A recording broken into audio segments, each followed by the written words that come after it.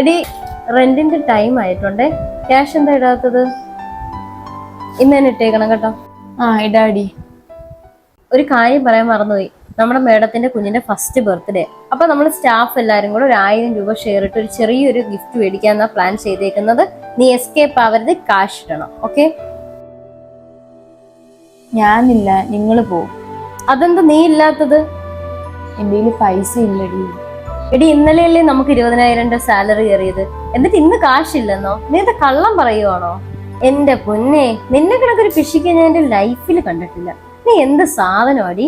എടി, ഞാൻ ഒന്ന് മുഖം കഴുകിയിട്ട് വരാം.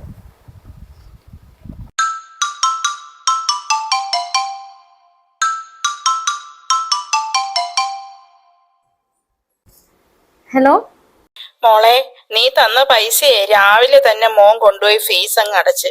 പിന്നെ അച്ഛന് മരുന്ന് വാങ്ങിച്ച കാശ് കൊടുക്കാനുണ്ടായിരുന്നേ, അത് കൊടുത്ത്. പിന്നെ ആ പലിശക്കാരൻ രാവിലെ തന്നെ വന്ന് ബാക്കി പൈസ വാങ്ങിച്ചോണ്ട് പോയി.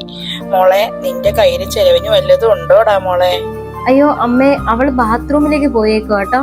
ഞാൻ ഇറങ്ങുമ്പോ എന്തായാലും വിളിക്കാൻ പറയാമേ. ശരി മോളെ. ശരി അമ്മേ.